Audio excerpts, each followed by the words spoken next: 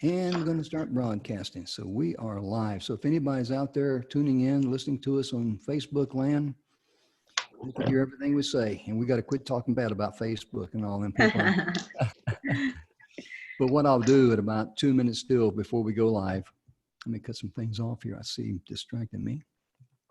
There we go. I will cut the cameras off. I'll mute everybody. I'll be the spotlight. And then I'll invite Judy on first and then Wayne. And I don't know if, like I said, I don't know if she's going to be able to join us or not, Wanda.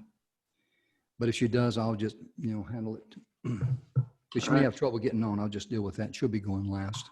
That way she'll see how the procedure works as I explained it to her privately in a chat. So I don't jam up everybody's inbox. Is my lighting okay? Oh yeah, I can see you. Yes, Okay. looks good.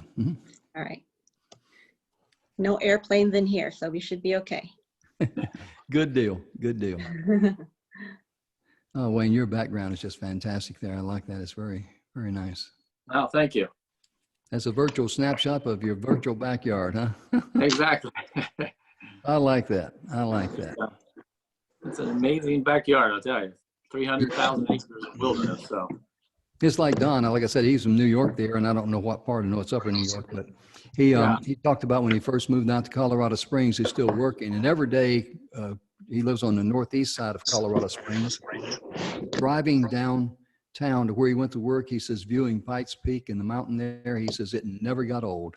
no, I totally get that. I've been to Colorado Springs and I totally agree there too, but I have that feeling here. Yeah, absolutely. You get a lot of snow up there in the winter, I bet, huh? Yeah, for a snow lover, not quite enough, but it's typically snowy. Yeah. A little bit yesterday, so.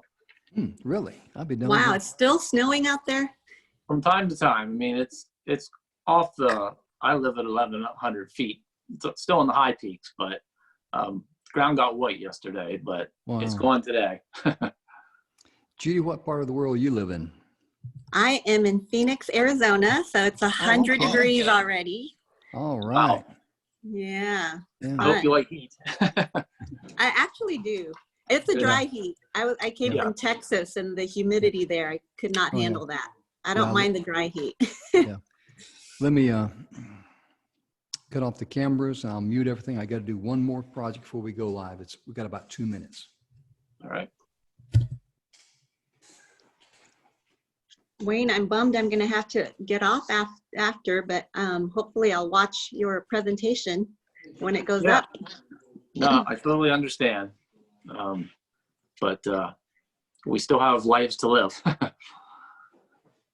Well, I agree with your talk, because I remember when I was in the 3rd grade, I wrote in my little diary that I wanted to be an author, and I will be a published author in about 3 weeks. So never knew it would happen. Just kind of happened, and my destiny found me. Absolutely. In my old age. Yeah. Well, that's really cool. Hey, Wanda, since you got here a little late, I'll text you in the chat box there, the procedure we'll use. You'll be going last, and you will be doing the same thing over and over and over. So the time we get to you, you'll be comfortable with it. And I've got to cut off the cameras and mute everything because we're getting ready to go live here at the top of the hour, about 1 minute out. Okay, do you want me to cut off my, No, I take care of all that. okay.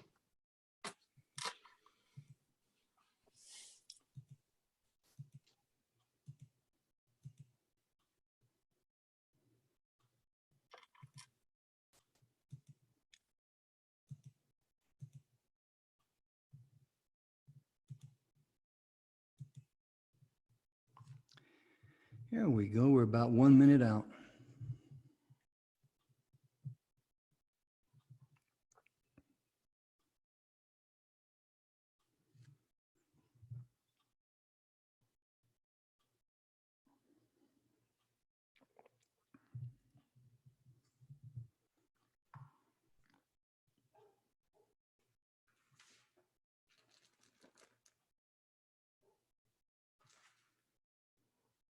Welcome to the show, ladies and gentlemen. I'm Jim Grant, your host.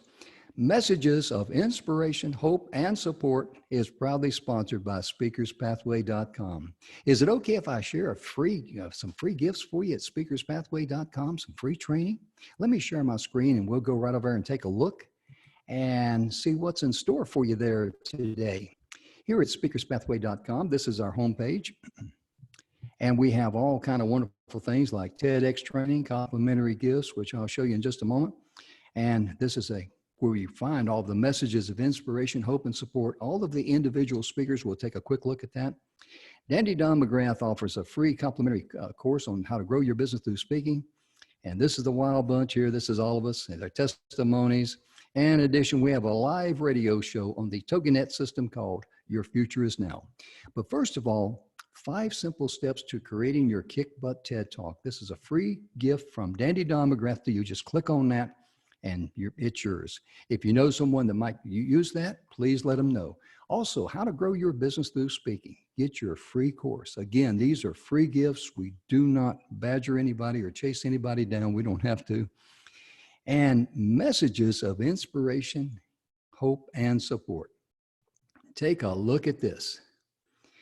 These are some of our speakers we've had in the past. And we even though all 3 of them be speaking live during the broadcast, we isolate each speaker and give them their very own presentations. You can see there, we got 7 pages there. We got a whole bunch there, but this gentleman right here, Tim Ringo, we had him on.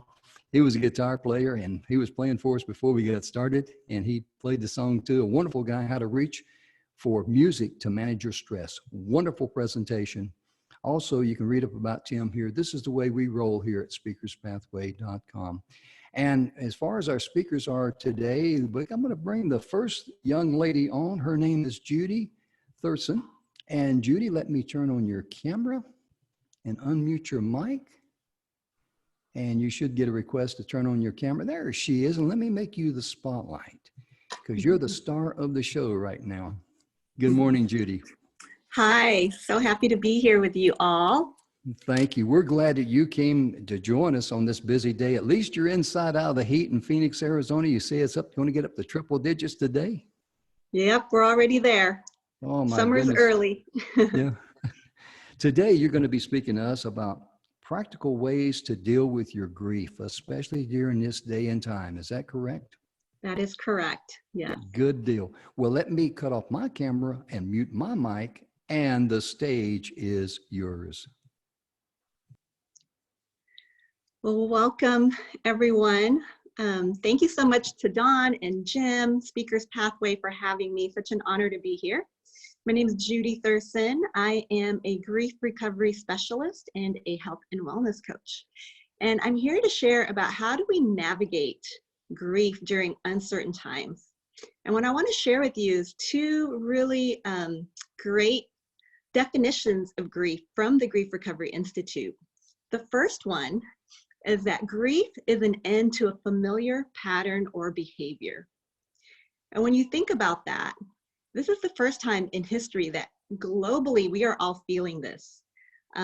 This is an end to a familiar pattern or behavior. You know, life as we knew it, the patterns that we were living have been halted. And so how do we navigate through that? The second definition is grief is undelivered communication in an emotional manner, right? Grief is energy. So when the energy isn't, let out, it can manifest itself in different illnesses, anxiety, depression, even addictions. So unresolved grief, when we don't deal with it, can really cause havoc in our bodies and our physical beings. So with that, I wanted to share just that when we think of the word grief, a lot of times we go right away to like the big, death or divorce or, big event in life. And I'm here to tell you that grief, there's actually 44 different types of losses, 44. And it can be anything as little as, moving across town, getting a new job. And so when we think about conflicting emotions that causes grief, it's coexisting emotions in the same kind of event. So let's take, for example, like a graduation. right? A parent's child graduates, there's this feeling of pride, there's this feeling of, you know, you're elated that your child is going off on their own. And so there's this feeling of happiness and joy. But at the same time, there's feeling of grief that at home, you know, they're not sitting around at the dinner table. Their room is empty. So there's feeling of sadness as well. And so grief is that conflicting emotions. And if we don't deliver them and if we keep them unresolved, again, it's that energy that stays in the body. So how do we let that energy out? What do we do normally to let that energy out? I'm going to tell you.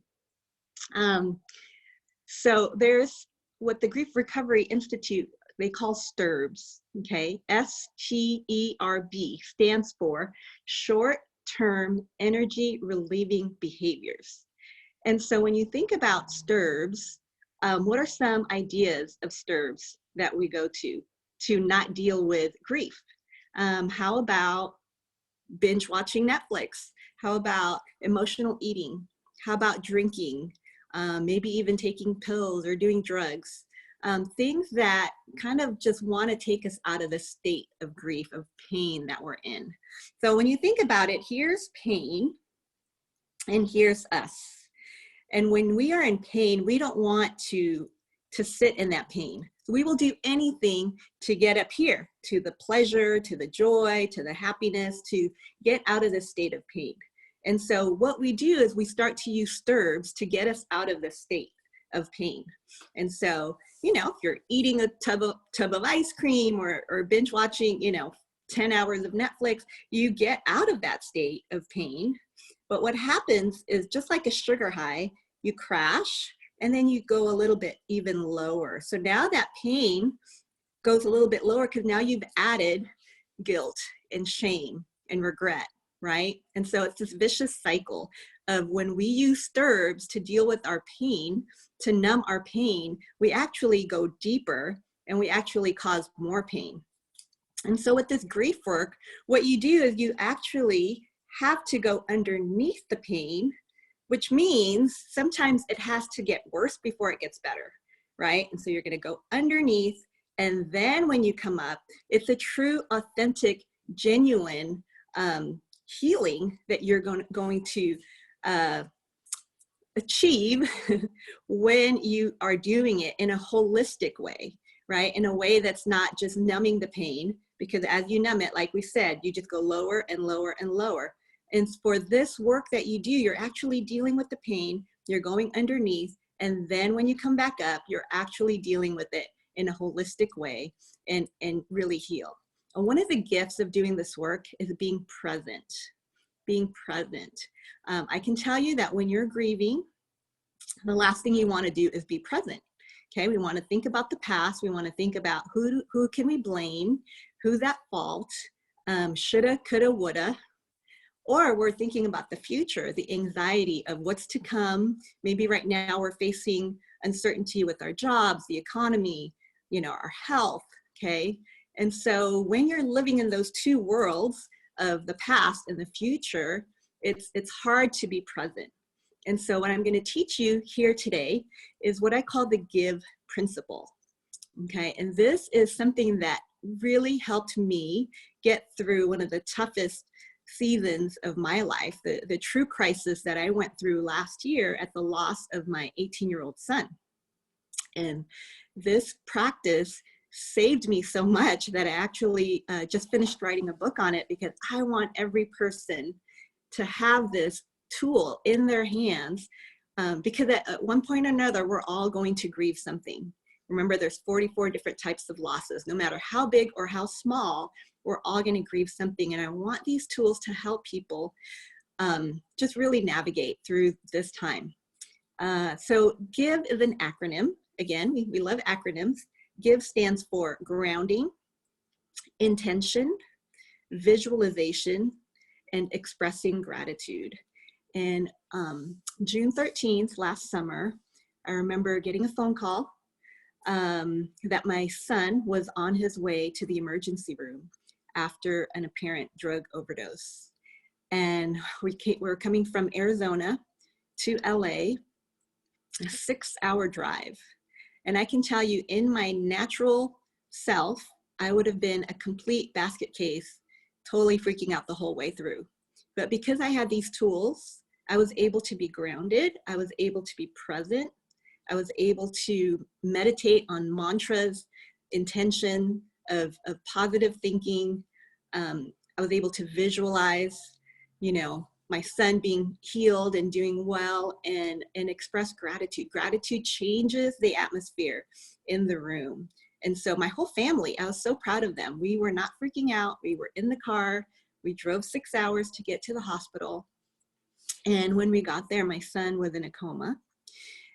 And again, I'm so grateful for this practice because we were able to be present in the face of the worst news a mother can hear and experience. And every day that we were there in that ICU was a gift. Every breath that he took was a gift. Every moment was a gift that we got to spend with him. And that is the gift of being grounded, of being present, of really enjoying what is in front of you right here, right now. We don't have any ways to change the past. We can't control that. And we have no idea what's going to happen in the future. But all we have is right here, right now. And so that's grounding practice. The intention was every day I would take a mantra and I would meditate on that word. You know, some days was just surrender, where I just had to surrender what was going to happen. Some days was peace. I just needed peace. Some days was, you know, love, and just putting all our love into, you know, Jacob, and hoping that he could hear us and hoping that he would wake up.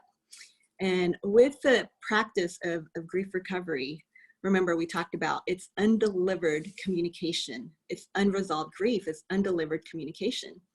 And I've been practicing this for the last 15 years. I've raised my kids this way. My family knows how to do this. And so the beautiful thing is I remember when the doctor finally came in to tell us that it's not looking good. And, you know, we had to think about and talk about taking him off life support, is that every single one of my children, my 2 daughters, my husband, myself, we got one-on-one time with Jacob to express all the communication that we wanted to share with him. And so he ended up passing 2 weeks later, June 27th.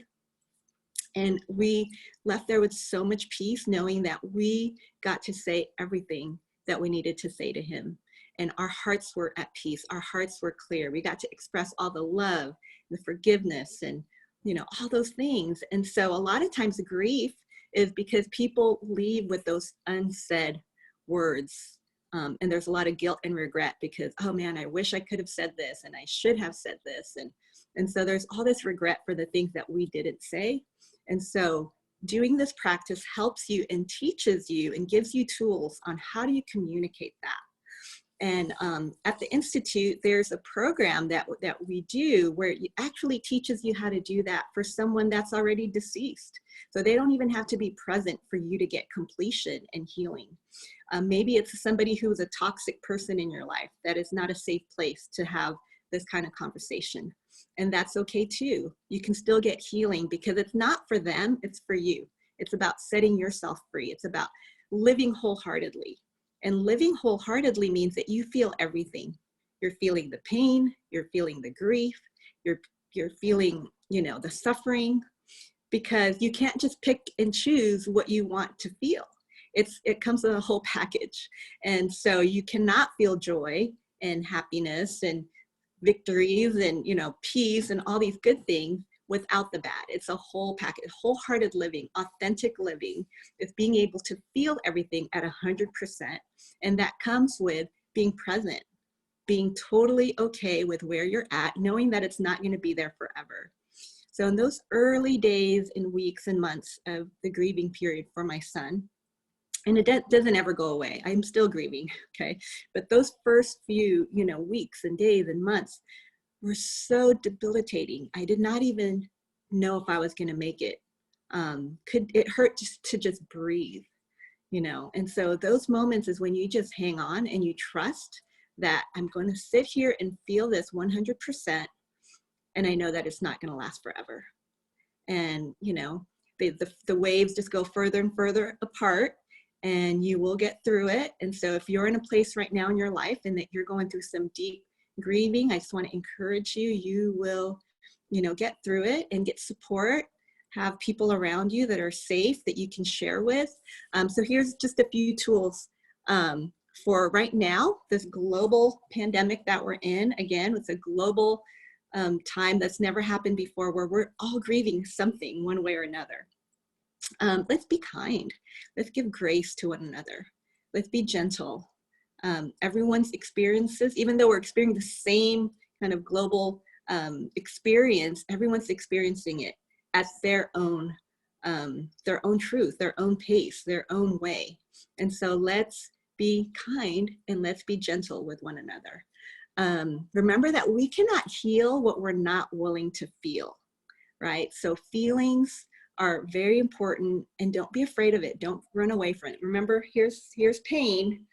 And some of us, we don't know how to sit in that pain because we live in a world now where everything's about instant gratification, right? You don't like something, delete it. You don't like a person, you have a conflict, unfriend them, right? So we're not really taught how to sit in that uncomfortable, awkward silence, that pain, that, discomfort.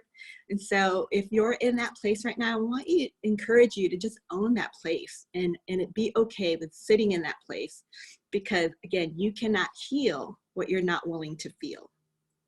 And, lastly, as we think about, again, this time that we're in the world, be kind, be gentle. Self-care is so important. I love the acronym GIVE, because what it communicates is that you must give to yourself first. In times of high stress and anxiety, that's the last thing we want to do, is give to ourselves first, because we're in so much pain. So I can encourage you, please pour into yourself first. Give yourself a lot of grace. Take care of yourself, meditate, maybe go on some long walks, drink some tea, have, close friends around you. You need that more than ever. As a griever, we want to isolate, we want to shut everything down, we want to be in this pain by ourselves. Please don't do that. Connection. Healing happens in shared spaces with people who are safe. Be a heart with ears. People don't need you to fix them. If they come to you with their sadness, they don't need to be fixed. They just need to be listened to. And so I hope that encourages you today. I hope that gives you some tools. My name is Judy Thurston. I actually wrote a book on the GIVE principle. It's going to be out in about 3 weeks. You can pre-order now on my website, judythurston.com. And again, it's something I'm very, very passionate about. I'm very excited to be able to get this in the hands of people, because so many people are grieving. We had 2 years ago, the statistics, 72,000 overdoses. And so you just multiply that by 72,000 families, grieving families who feel alone, isolated, suffering in silence and shame. And I want my story to be told so that we can heal together. My healing is for other people's healing. Sorry. Oh, and don't ever apologize for human emotions. So I cry anytime I need to cry. I just cry. So anyway, I just hope that you guys can get the book. And I'm here if you have any questions. Find me on social media. Thank you again for having me. It's been such an honor, and we'll see you soon. Thank you so much.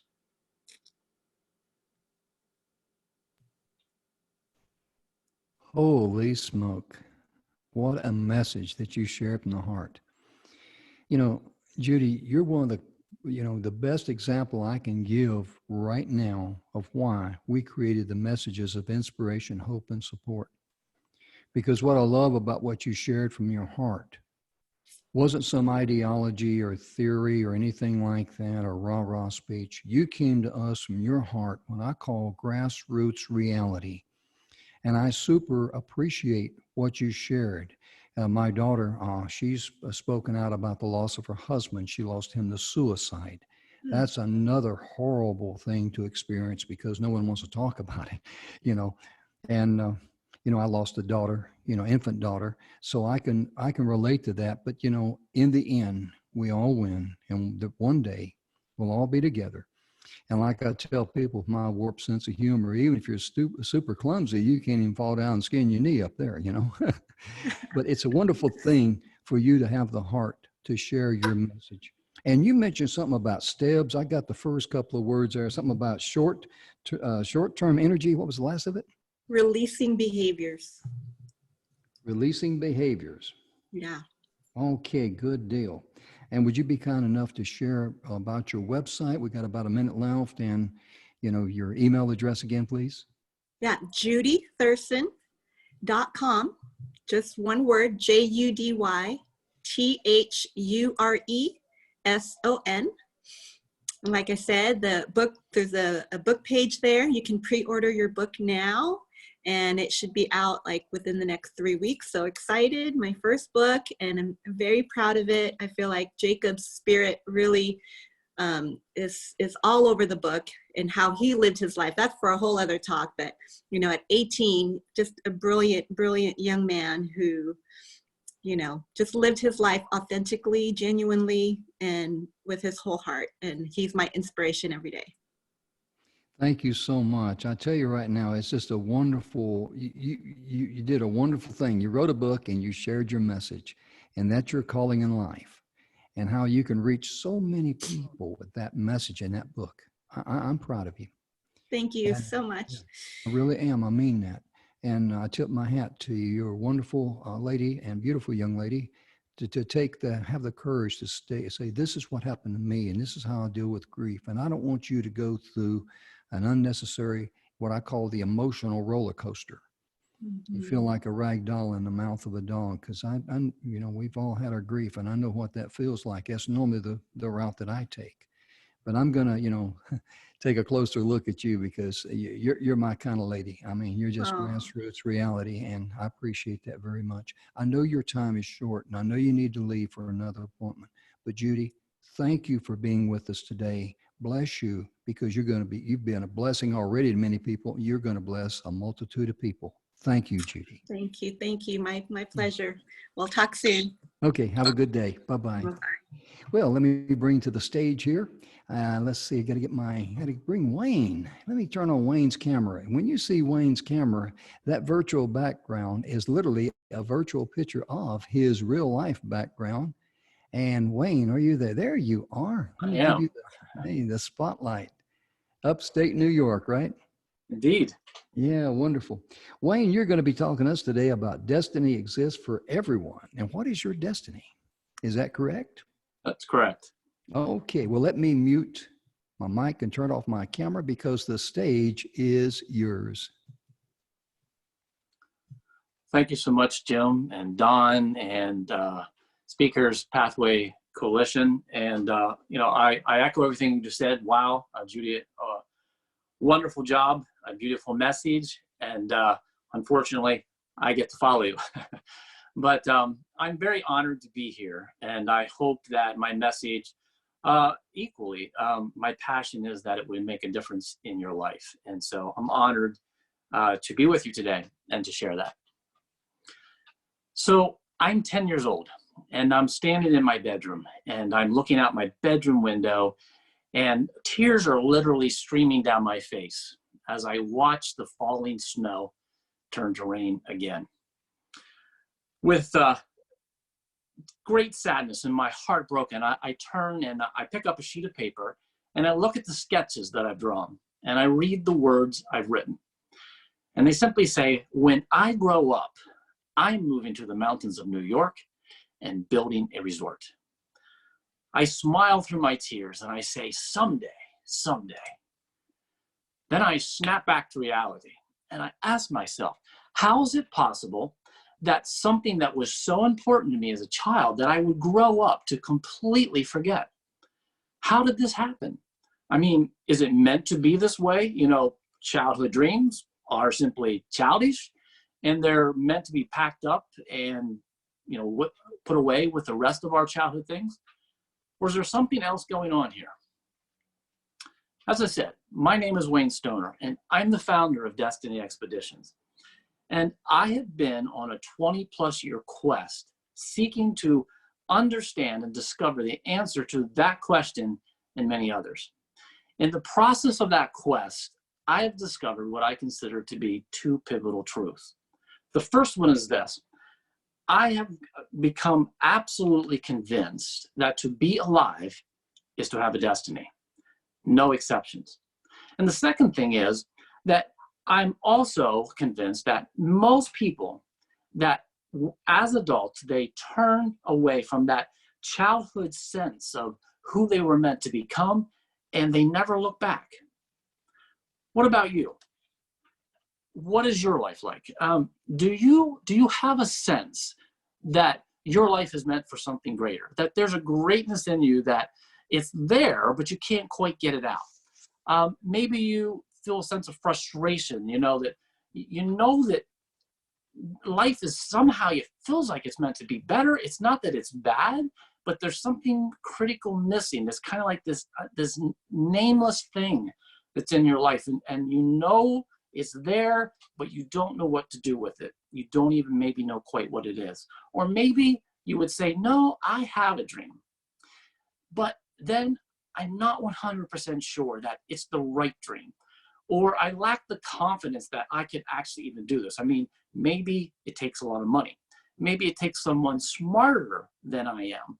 There's a whole list of reasons and maybe excuses that we come up with why we can't live this dream. I get it. Trust me, I've been there. But as I talk today, I would invite you to think about a couple things. I would invite you to think about, first of all, what were you like as a child? What kind of things did you love as a child? Sometimes it's hard for us to remember, depending on our circumstances, whether childhood was hard, and depending on what has happened between then. A lot of times we don't think about the details that much, but I would invite you, as I talk, to just give yourself permission to remember. And the second thing I would invite you to think about is, did I have a dream? Did I have a sense of what I was meant to become? Did I think about those things? Did I have a sense of when I grow up I wanted to do certain things? There was a movie, it's been made a while ago now, but it was called The Kid. And in this movie, this kid encounters himself as an adult, and he's horrified at who he has become. I mean, one of the things that I remember was this kid knew when he grew up he was going to have a dog. And as a man, he hated dogs. And he was like, how could I become someone that hates dogs? It was just devastating to him. Well, that paints a picture for us of what I think often is a reality. And I would invite you in this moment to be the kid again and allow yourself to remember. I want to ask you this question. What if those childhood dreams, the sense of who you're to become as an adult, those things that you thought that you were going to do as an adult, what if those things were not childhood fantasy, but were actually trail markers of your heart that were intended to reveal to you the reason that you were on this earth? Could it be that the nagging feeling that we experience inside, that there is a greatness there, or that nagging feeling that our life is meant to have more? Even often in the midst of living a good life, living a life that's doing good things, and often it's even making a difference, yet there remains this feeling that something critical is missing. Could it be that that feeling is actually the echo of your childhood dream inviting you to rediscover the reason you are alive? As I said in the beginning, I had a childhood dream. And as you figured out, I walked away from it. And here's the way it went down for me. When I was a kid, I loved three things. I loved more than that, but there were three things I really loved. One was snow. When we began, Jim asked me if we get a lot of snow here. And we do, by most people's standards, but for a snow lover, even here, there's times, especially this year, we didn't get a lot, that it's not enough. I've been accused of being a borderline obsessive snow lover, and it's not completely unfair. But the other thing that I loved was mountains. There was something about mountains. And the third thing, what I got really excited every time my parents had people come over to visit. And all three of those things, there was an emotion that I experienced. And as an adult, I would describe it this way. I came alive inside. I felt alive when I experienced those things. But as I grew up and became a bit older, then I realized, the childhood dream was just that. It's impossible. It's not meant to be. It was just a great little thing to give me something to think about as a child. And I walked away from it, and I became a responsible adult. And the further I got from that point in time when I made that decision, and it was a gradual decision, but there came a point where it was complete. The further I got from that time, the less I remembered it. And there came a point, I don't remember exactly when this happened, but there came a point looking back that I literally had completely forgotten it. I hadn't even remembered it was part of my story. It probably would have remained that way, except for a chapter of my life in which I experienced an extremely difficult time. The long story, don't have time for the details here, but the bottom line is this: I did not do what our previous speaker just talked about. I did not care for myself well. I invested in others rather than caring for myself first. And a whole lot of things came together at one time to bear in that moment of time, and I broke. I was down for the count, emotionally, spiritually, physically, and I didn't think I was going to make it. And if I did make it, I was pretty sure I didn't want to make it because I did not want to face the pain. But in the midst of that time, somehow in the midst of all that, I remembered my dream. At first, it was kind of like, oh yeah, that dream. That would have been nice, but that's a whole other chapter. But it began to bug me. I'm like, I never pursued it. I just assumed it was childish. I assumed I couldn't do it. I assumed a lot of things, and I never pursued it at all. And over time, it grew in me until I came to the point that I started to feel like, I should go for this. But what stopped me, by this point, I'm married. I have children. We're all very much grounded in the community. And it felt a combination of selfish for me to take my family away from all that and impossible. You put it all together and I begin to back away from it. And it was not until I got to the place of discovering what I'm about to share with you that I got two things: the confidence to pursue it, because then I realized, what, that wasn't a childhood fantasy. That was my destiny. That's the way I made to serve my world. And then when I discovered what I'm about to share, it gave me the confidence that the means to carry it out actually lived within me. So in the next few minutes, I'm going to present to you a framework, what I now call the Destiny Framework. And there's 4 laws to that. Now, I'm going to tell you, I'm not here to tell you you have to believe what I'm about to say. I am here to invite you to consider that it could possibly be true, and then to allow your life experience to begin to confirm whether it is. So the first thing that I discovered in the process of this journey of mine was I discovered that the universe is an expression of one life source. I have come to a place where I am absolutely convinced that there's only one source of life. I believe nature, I believe science, and I believe religion all points to that. And science calls that one life source energy. Religion calls it spirit or God.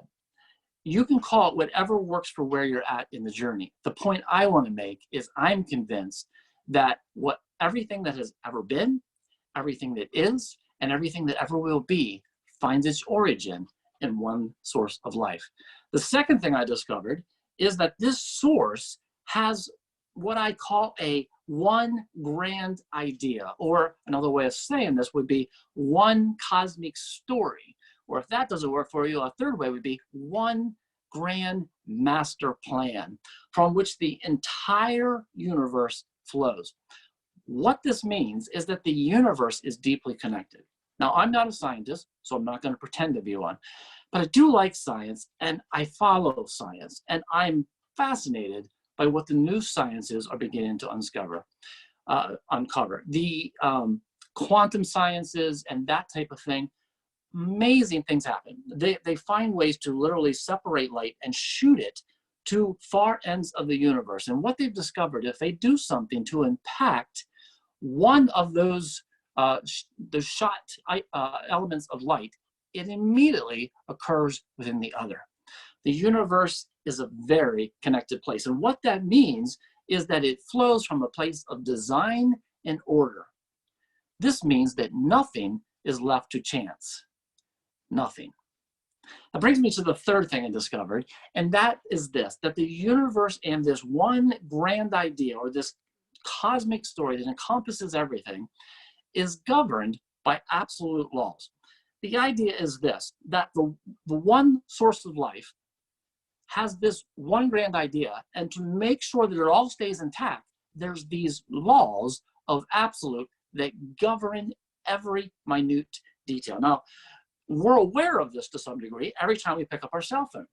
The next time you take a picture and create a digital file, put it in a text, send it to Aunt Sally on the other side of the globe, stop and realize the reason that works is that scientists and people who study these things have discovered how the universe works, and they built their technology on those laws. When you throw a light switch and your light comes on, you're utilizing the law of electricity. We're aware that there are things like this, but we often do not stop and realize that they are actually governing not only our lives, but the origin of our lives. So what this means is that our story, the story, is governed with mathematical certainty. And that brings me to the fourth one, where all this comes together for me. And that is this, that the role that is intended for every living thing within this grand one idea, this grand cosmic story, the role that each is intended to play is implanted within them in a seed. Now, if you look in nature, you will see that, that nature has a seed. A perfect example of this is the acorn. The next time you see an acorn, pick it up and look at it and say, this is a fully grown oak tree within this acorn. The acorn is the seed form of the fully grown oak tree. The point I would like to make to you is your dream is a fully grown destiny in seed form. This is why we have this feeling of greatness within us. And I have discovered that there are two simple questions that come out of this seed that if you answer it, that it will give you a good picture of what your destiny looks like, what your dream looks like. So let me quickly, because my time's about up here, but ask yourself this question: what do I authentically love? That's why I started with the thing about your childhood and what you love. My exercise that I would encourage you to take is to come up with 1 to 3 things that you have loved from your childhood through present, and write them down. The second question is, what problem do I hate that I would love to solve?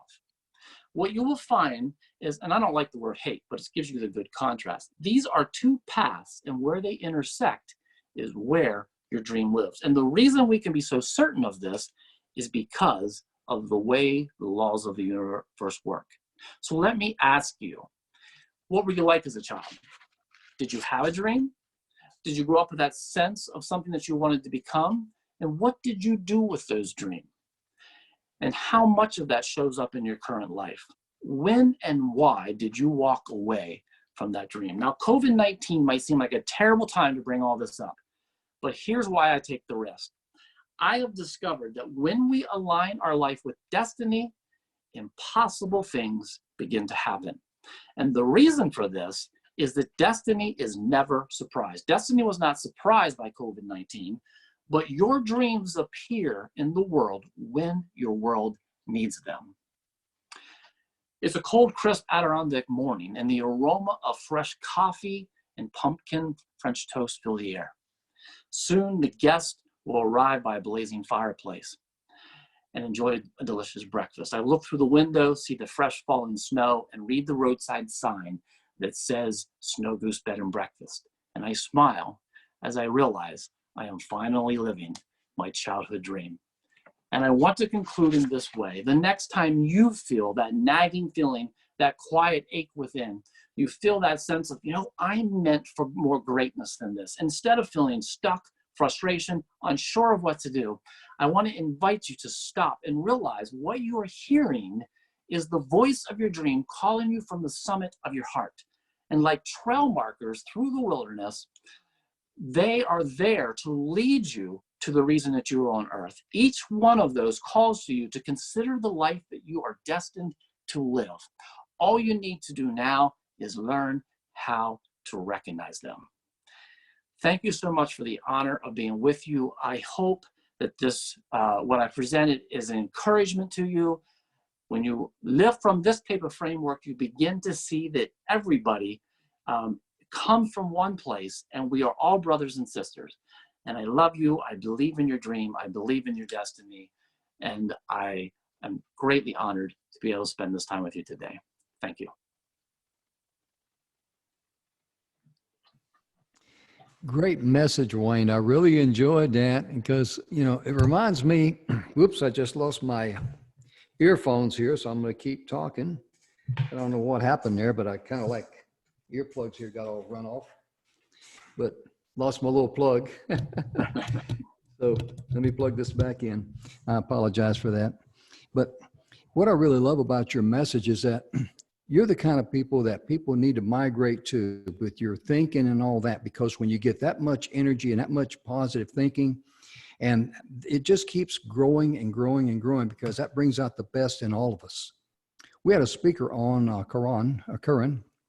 His name is spelled K-A-R-A-N. I think he was quoting Jim Rowe. I've heard it said and whatever. He says, look at your 5 friends. You'll be the average of all 5 of them. And that can be good. And when I heard that, and it reminded me during your speech about the old saying when I was growing up, my parents always told me, you're known by the company you keep. That hasn't changed a bit. That's a principle. And that will be with us till the end of time. And so I encourage people to be able to get in touch with you and stay in touch with you. What is your website, and how can people get in touch with you so you can say, tell me more? Absolutely. I would be honored to share that. It's simply destinyexpeditions.com. There's some links there, some free gifts there you're welcome to, or you can find me on Facebook at destinyexpeditions.com as well.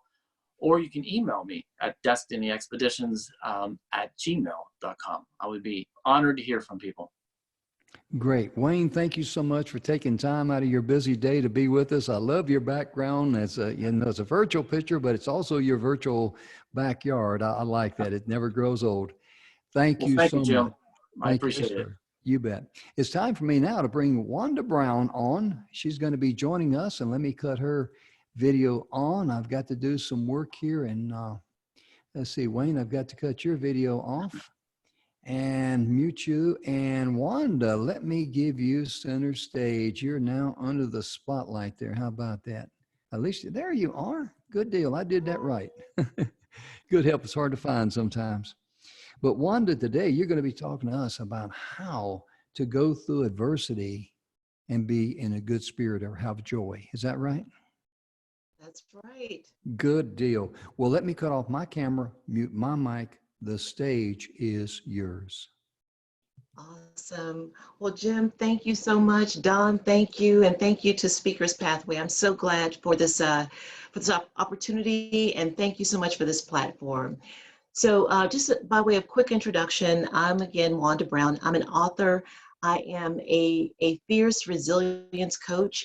I coach women in businesses how to create more resilience for optimal success. And so I'll just get started with my story. So my story begins like this. How long do I have to live? That was the question I was asking my doctor right after he diagnosed me with stage 3 ovarian cancer. Just weeks before, life just seemed so certain.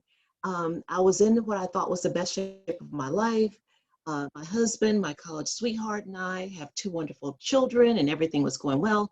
And I had had the wonderful opportunity to be the chief operating officer for a technology company. And I went to the doctor for what I thought was a routine checkup. And now I was sitting on the exam table with my feet dangling off, looking at my doctor saying, how long do I have to live? And I know so many people are asking that question. How long tends to be a question that all of humanity asks when we are faced with adversity. So some of you may be asking, how long, do we have to stay indoors and be kind of socially isolated from people? How long will I be furloughed? How long before I can start my business? How long before I'll be able to graduate from school? How long? But on this day, I was sitting in my doctor's office asking him my version of how long, which was, how long do I have to live? And my doctor's response changed my life. He looked at me and he said, remember who you are. Speak to your body and tell it to heal. And so that's what I did. I spoke to my body through the surgery, through the chemo, through the sickness and the weight loss. I spoke to my body. I spoke God's word. I spoke positive affirmations, and I recovered. And I thought cancer will never return to me again. And I went back to doing the things that I love to do, the work that I love to do, life with my college sweetheart and our children, and just dancing with all that life brings. And 4 years and some months later, I was with the oncologist and I heard these words, Miss Brown, the cancer is back and we recommend that you go through chemo immediately.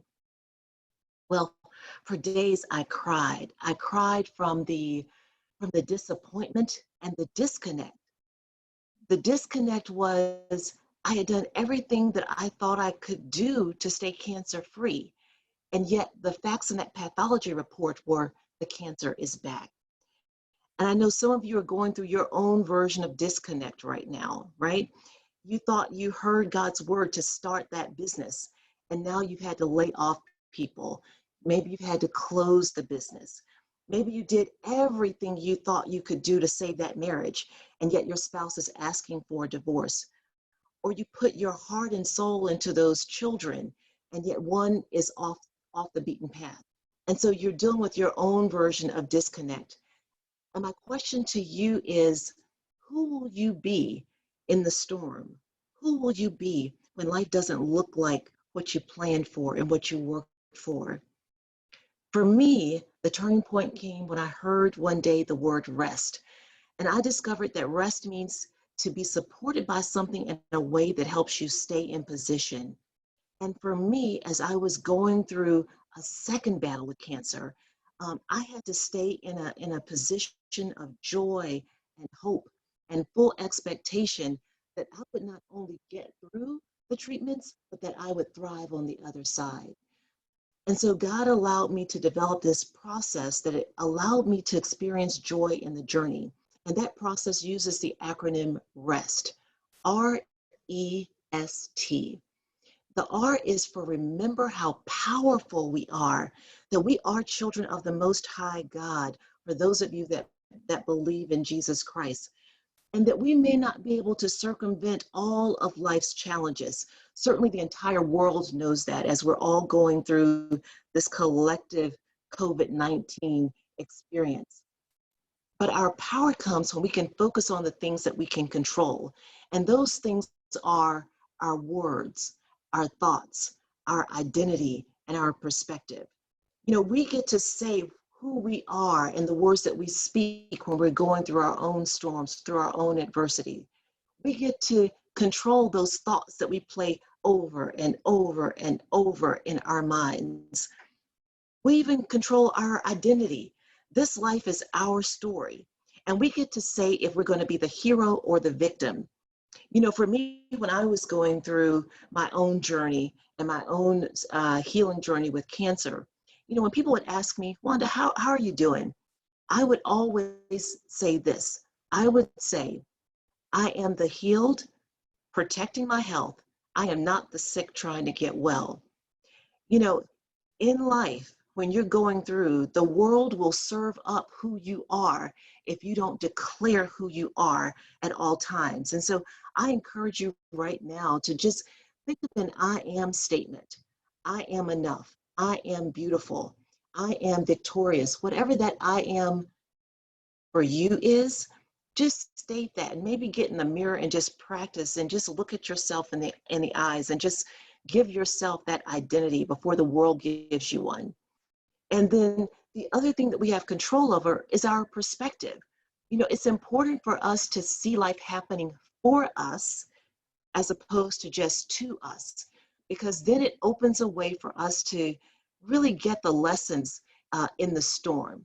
And so that's R. R is for remember how powerful we are and that we do have control over our words, our thoughts, our identity, and our perspective. So that's the R. The E. The E is for expand. We have to expand our perspective and create space for other people to show up and support us as we're going through.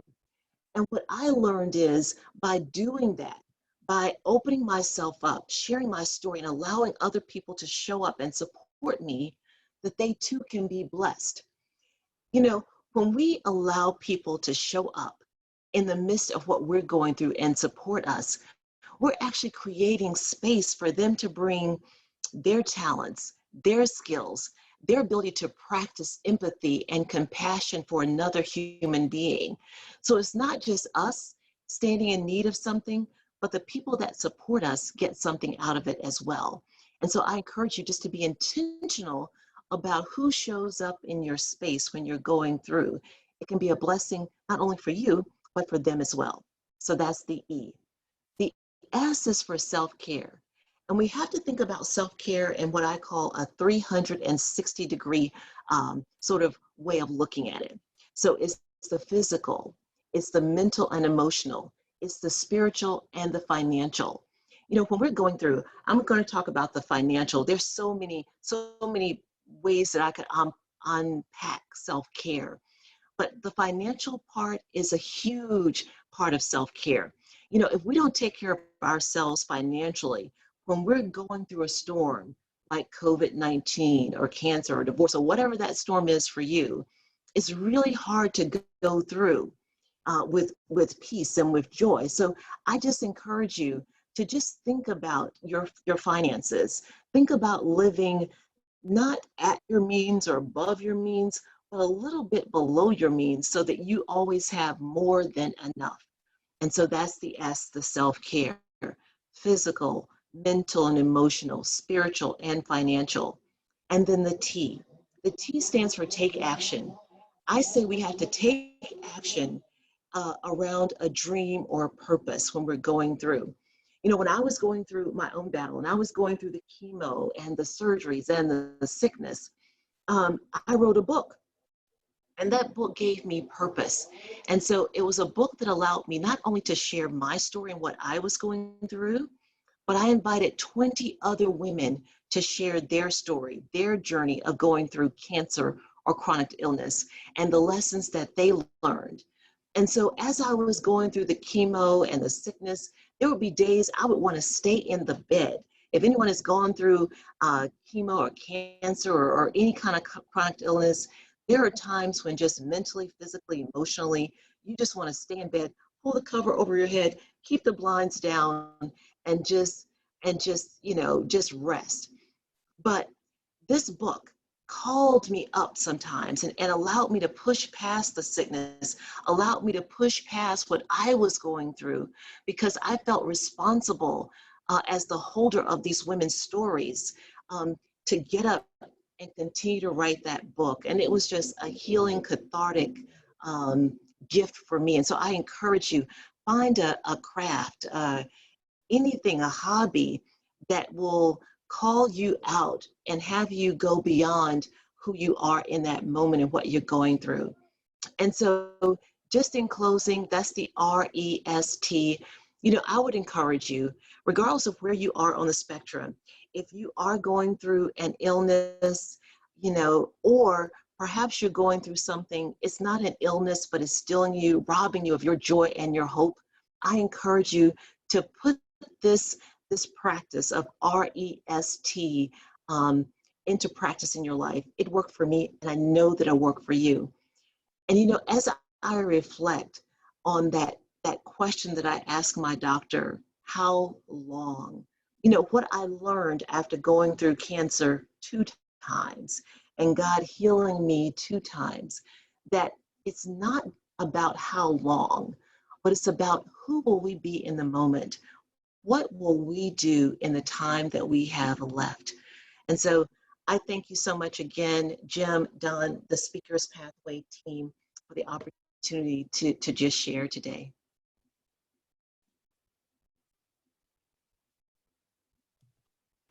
Wow, thank you very much, Wanda, because you know what you went through not once but twice, and you started the healing process. You says, "I'm going to just write a book because I know it's going to help me and it's going to bless others."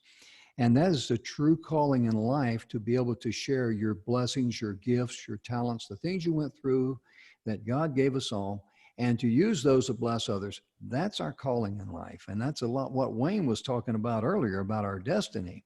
And it's not about what we can do or what we can acquire. It's kind of funny. As humans, I think we're kind of pitiful because what we value is the things we can buy with money. You know, I mean, it's, you know, and you take things like I get up in the morning sometimes, and not all the time, once in a while when I'm smart enough to remember, to be honest. But I thank the good Lord for the heartbeat in my veins, the breath in my lungs, because those are two things that's pretty important if you're going to have a good day. Absolutely. They're right up there with breathing and oxygen, you know. But the important thing is that we seem to put a value on things we can buy, or things that we can see, touch, and feel, like our homes or our cars, or our, you know, look at our bank accounts or whatever. And that is the most short-term negative vision and energy that you can generate in your life.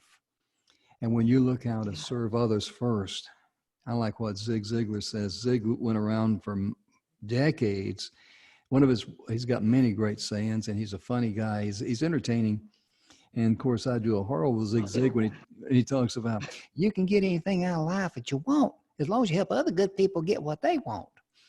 And I'm convinced that Zig got part of that from what Solomon wrote in Proverbs 11:25, where it talks about the generous person by watering others will be watered themselves. And I tell people, you know, that's a prerequisite. It's kind of like a farmer planting his crops. I use that analogy a lot too, because I grew up on a farm. My dad planted cotton and corn. And, you know, you got to work the field, you got to prepare the field, you got to plant the seeds, and you got to work the crops. And all this time through sweat equity, if everything goes well, you get proper rain and all those good things, you reap the harvest in the end. Yeah. And that's what we do with others. I mean, when we bless others first, we will be blessed. That's a principle. Absolutely. That's not going to change any more than the sun's going to start rising in the west and setting in the east. And That's right. It's a wonderful thing for us to recognize that. And also, too, let me unmute Wayne's microphone and turn on his camera too. Let him come back. And yes, just want to say thank you, Wayne, for being with us today. And of course, Judy had a previous engagement. But ladies and gentlemen, again, before we go, we got about a minute. I just want to share my screen and show you where all of these wonderful speakers, you can find their individual presentations. Please share them with others. Let me share my screen and show you once again, please, if I may. You go to a little place called speakerspathway.com. You click on this, let me scroll down here a little bit. You see the messages of inspiration, hope, and support. If you click on those, which I've already done, each individual presentation is there. As I showed this at the beginning of the show, we have 7 pages there. We keep adding them. You got about 10 speakers per page. If you click on an individual speaker, I'm just going to pick Sony there. Her communication, soul communications and self-restructuring, and she gave a wonderful presentation. You can read up a little bit about Sony. And most importantly, ladies and gentlemen, all 3 speakers today will have their individual presentation there. They will have a little write-up about them. Please get in touch with them. Please share their information. And before we go, Wanda, would you be so kind as to share with people how they can find you on the internet, if you got a website, and how they can get in touch with you, please? Yes, thank you. So you can find me at fierceresilience.com, and you can go there and get my free gift, which is a Resilience Builder Toolkit, 21 ways to reclaim your power in times of adversity. Or you can reach me at Wanda at fierceresilience.com. Fierceresilience.com. I like that. That says, you know, you declared war on that cancer. I like that.